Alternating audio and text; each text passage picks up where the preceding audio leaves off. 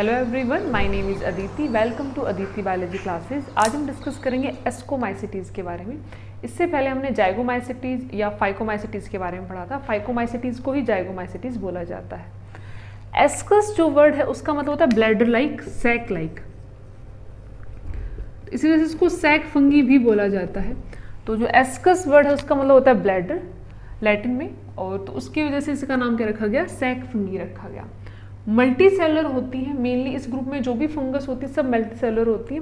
Exception है आपकी yeast जिसको बेकर्स यीस्ट बोला जाता है, जो आपके ब्रेड वगैरह बनाने में, इसके अलावा जो वाइन इंडस्ट्री उसमें भी यूज़ किया जाता है। काफ़ी जगह पर इसको यूज़ किया जाता है। यीस्ट ज़्यादातर हार्मफुल नहीं होती, लेकिन इसकी कुछ स्पीसीज कैसी हैं, हार्मफुल भी हैं।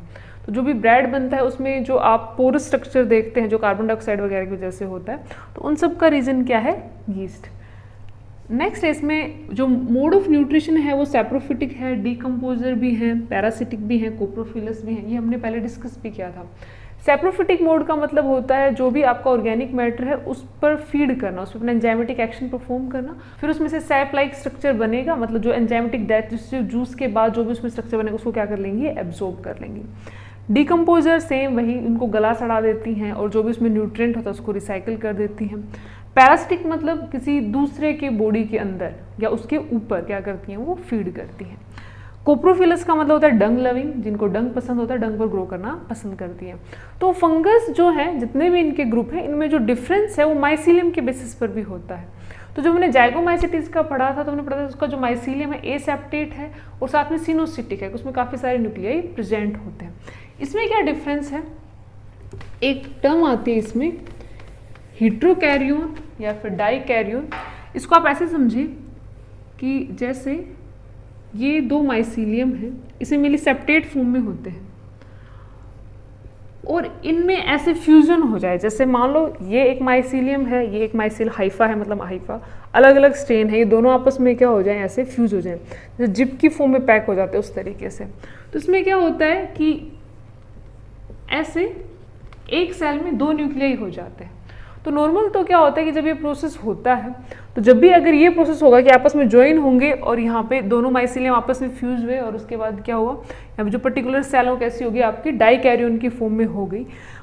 होना तो क्या चाहिए, कुछ टाइम बाद इनमें कैरियोगेमी होनी चाहिए, लेकिन जो एस्कोमाइसिटीज और बेसिडियोमाइसिटीज हैं उनमें काफ़ी टाइम तक कैरियोगेमी नहीं होती, सिर्फ प्लाज्मोगेमी परफॉर्म रहती है। तो इनमें कई बार क्या होता है कि जैसे आप किसी का माइसीलियम स्ट्रक्चर स्टडी करें तो आप उसमें दो टाइप के न्यूक्लियाई दिखाई देंगे। तो ऐसा भी हो सकता है एक दूसरे स्ट्रेन का हो, एक दूसरे स्ट्रेन का हो।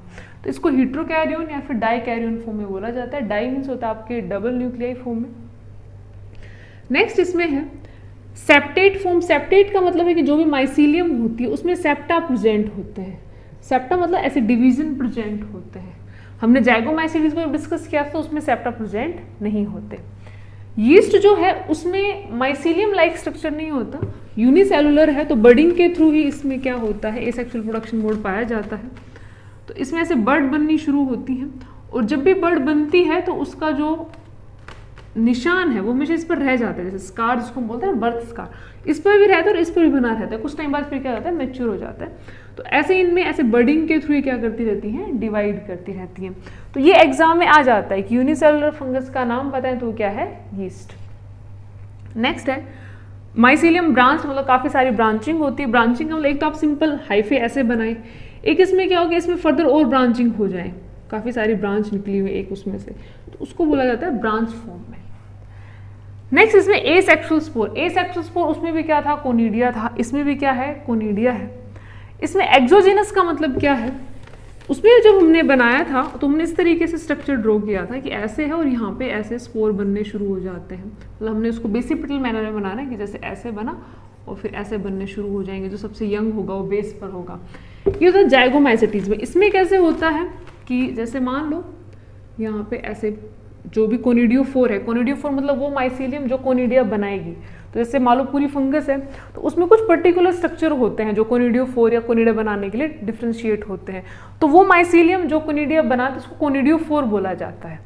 तो होता क्या है कि जैसे इसमें ऐसे सैक लाइक सा कुछ स्ट्रक्चर बनेगा, उसके बाद ये थोड़ा थोड़ा सा साइज में बड़ा होना शुरू होगा और फिर इसमें ऐसे ऐसे स्ट्रक्चर बनेंगे और फिर यहाँ पर कोनिडिया बनने शुरू हो जाते हैं। तो जो कोनिडिया फॉर्मेशन है वो जैसे जाइगोमाइसिटीज में कैसे थी, कवरिंग के अंदर थी, इसमें कवरिंग के अंदर नहीं होती। कवरिंग से कैसे होती है, वो बाहर की तरफ होती है, तो इसलिए उसका बोला जाता है एक्सोजिनस फॉर्म में बोला जाता है। तो जैसे अगर मान लो ये अगर उसको डॉलर फॉर्म में माने ऐसे, तो यहाँ पर फिर फर्दर स्पोर बनने ऐसे शुरू हो जाते हैं। नेक्स्ट है इसमें सेक्सुअल स्पोर। सेक्सुअल स्पोर को एस्कोस्पोर बोला जाता है। ये एंडोजीनस होता है, मतलब जो भी आपके एस्कोस्पोर बनते हैं वो एंडोजीनसली प्रोड्यूस होते हैं। और जो फ्रूटिंग बॉडी उसको क्या बोला जाता है, एस्कोकार्प। एस्कोकार्प या इसको आप कैसे समझ सकते हो, इसमें हमने डिस्कस किया था कि जो पॉजिटिव या नेगेटिव स्ट्रेन है वो माइसीलियम जो है आपस में फ्यूज हो जाती हैं, जाइगोस्पोर बनता है, फिर उसमें से आपका स्पोर फॉर्मेशन होती है, फिर उसमें म्यूटिक डिवीजन होता है, आगे डेवलप होने शुरू हो जाते हैं।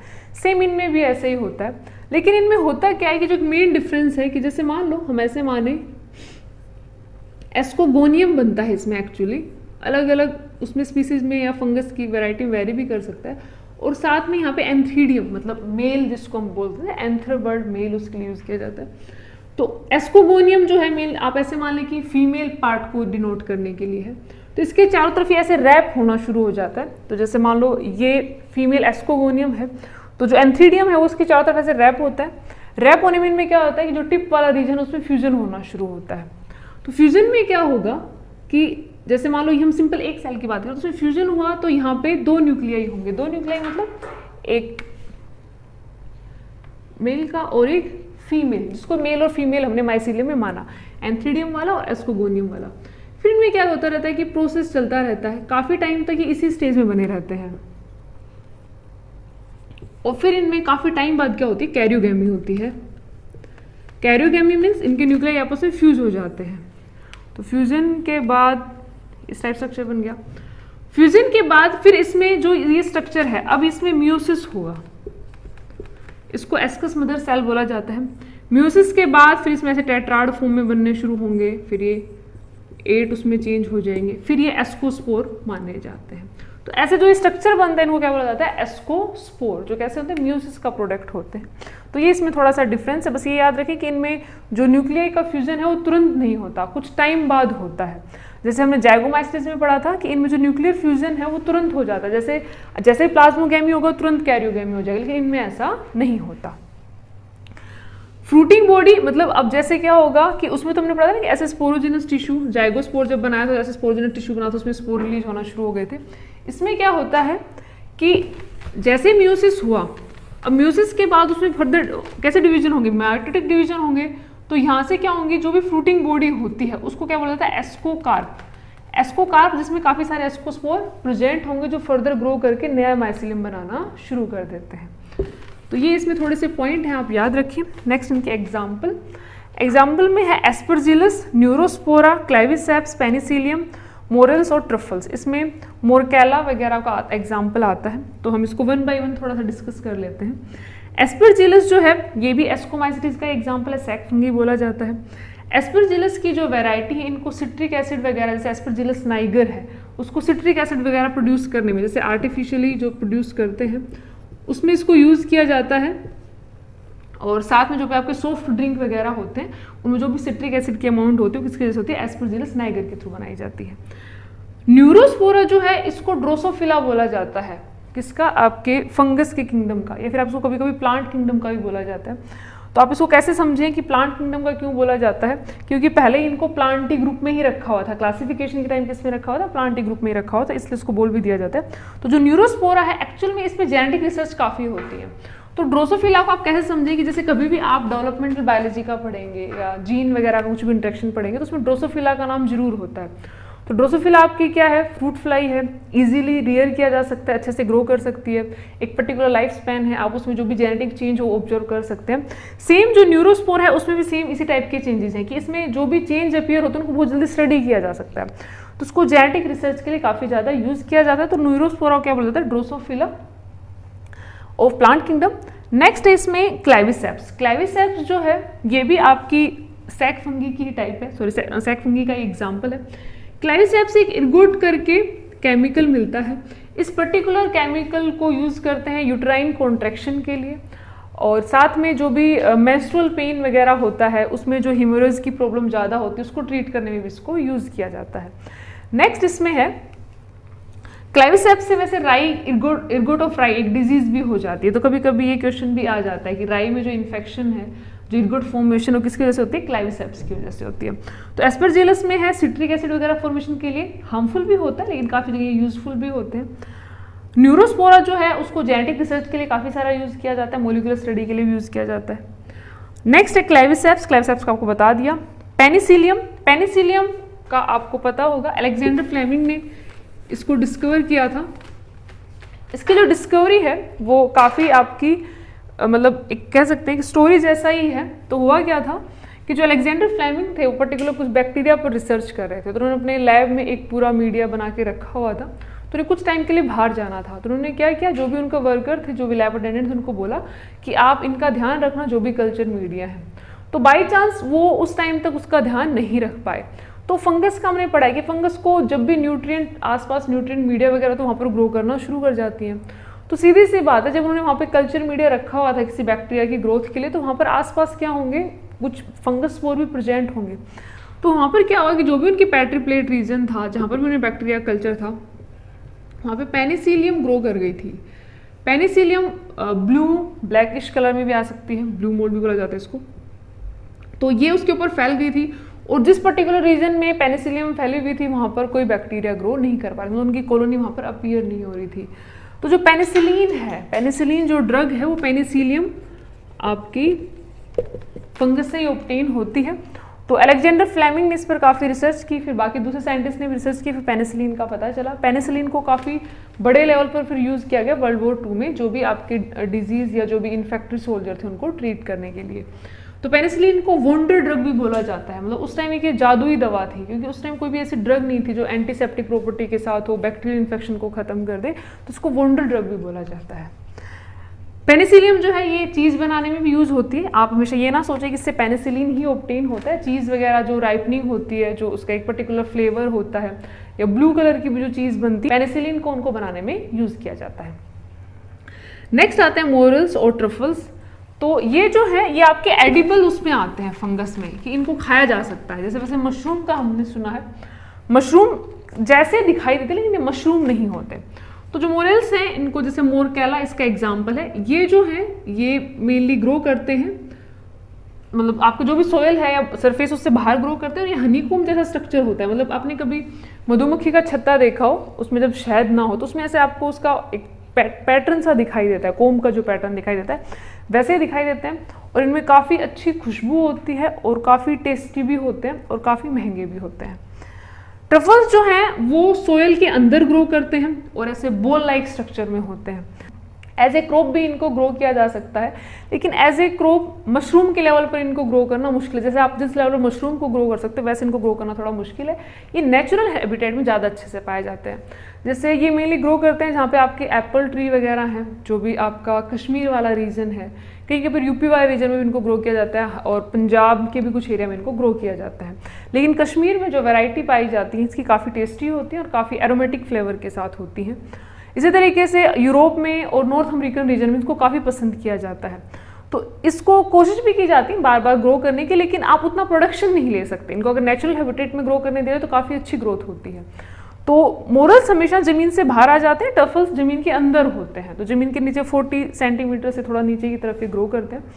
और इस तरीके से में गूची करके भी एक वैरायटी आती है, वो भी काफ़ी टेस्टी मानी जाती है, और जो भी आपके रेस्टोरेंट वगैरह इनको यूज़ भी करते हैं, तो मतलब एक फ्लेवर वगैरह को डिनोट करने के लिए। लेकिन आप इसको थोड़ा सा ऐसे भी समझें कि जो भी इनके फ्लेवर हैं ये मिक्स माने जाते हैं। मतलब कुछ कुछ लोग मानते हैं कि ऐसा नेचुरल से आपका जो गार्लिक और बटर का जो फ्लेवर होता है वैसा सा कुछ फ्लेवर होता है।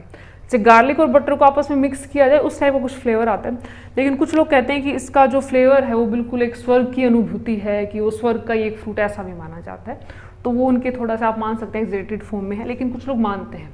लेकिन ये महंगे काफ़ी होते हैं। ऐसा माना जाता है कि 1 किलोग्राम आपको खरीद करने के लिए कम से कम 40 से 50 हज़ार रुपये आपको पे करने पड़ेंगे। तो मोरल्स और ट्रफल्स है, लेकिन इनकी भी सब वैरायटी ऐसी नहीं होती कि आप सब वैरायटी खा सकते हैं।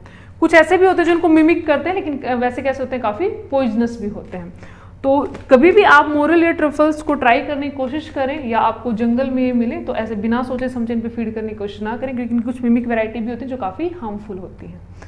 तो आज हमने डिस्कस किया एस्कोमाइसिटीज़ के बारे में। सैक फंगी इनको बोला जाता है।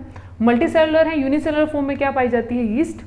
इसमें जो वॉन्डर ड्रग है वो क्या है, पेनिसिलियम, जो पेनिसिलिन बनाती है। और साथ में एस्परजिलस जो है वो आपके सिट्रिक एसिड प्रोडक्शन में यूज़ किया जाता है। न्यूरोस्पोरा को ड्रोसोफिला बोला जाता है, जेनेटिक रिसर्च में यूज होता है। क्लेविसेप्स जो है इससे इर्गुट मिलता है, इर्गुट को मेडिकल स्टडी में भी यूज़ किया जाता है कॉन्ट्रैक्शन वगैरह क्रिएट करने के लिए, यूट्राइन कॉन्ट्रैक्शन के लिए। पेनिसिलियम बता दिया, वॉन्डर ड्रग बोला जाता है, पेनिसिलिन बनाती है। आज के टाइम पर भी जितनी आपकी एंटीबायोटिक्स पाई जाती हैं वो मेनली पेनिसिलिन की डेरिवेटिव फॉर्म है। जैसे एक होता है ना कि मान लो आप मिल्क से कुछ बनाते हैं, तो मिल्क एक प्रोडक्ट है और मिल्क से आप डिफरेंट वैरायटी बना सकते हो, वैसे ही पेनिसिलिन जो है उससे आपसे काफ़ी सारी डिराइव्ड फॉर्म में एंटीबायोटिक बनाई जा सकती हैं। मोरल ट्रफल्स के बारे में बता दिया, काफ़ी टेस्टी टाइप की आपकी ये हैं, फंगस हैं, और इनके नाम के साथ भी डेलिक्यूसा लिखा जाता है, काफ़ी डेलिकेट होती हैं, बहुत डिलीशियस होती हैं, ऐसा ही माना जाता है। तो इसको एनसीईआरटी की बुक से पढ़ने की कोशिश करें, आसपास थोड़ा ऑब्जर्व करें आप। मेनली इस टाइप को, जो ये आपकी पेनिसिलियम वगैरह है, इनको ऑब्जर्व भी कर सकते हैं। आपके जो स्कूल में जो भी आपकी लैब वगैरह है वहाँ पर भी अगर कोई कल्चर वगैरह तो वहाँ पर भी आप इसको ऑब्जर्व कर सकते हैं। तो आप इसको जितना रिलेट करके पढ़ेंगे आपको याद रहेगा। हमेशा याद रखें कि इनमें जो सेक्सुअल स्पोर हैं, एसेक्सुअल स्पोर हैं, इसमें आपकी एनसीईआरटी में स्पेसिफिकली लिखा हुआ है कि सेक्सुअल स्पोर एंडोजीनियसली प्रोड्यूस होते हैं और एसेक्सुअल स्पोर एक्सोजीनियसली प्रोड्यूस होते हैं। तो ये याद रखें, ये बहुत छोटा सा क्वेश्चन आ सकता है लेकिन थोड़ा ट्रिकी हो सकता है। तो ये वीडियो आपको कैसा लगा मुझे कमेंट सेक्शन में जरूर बताएं। अगर ये वीडियो आपको अच्छा लगा हो तो इसको लाइक करें, शेयर करें और चैनल को सब्सक्राइब करें। Thank you.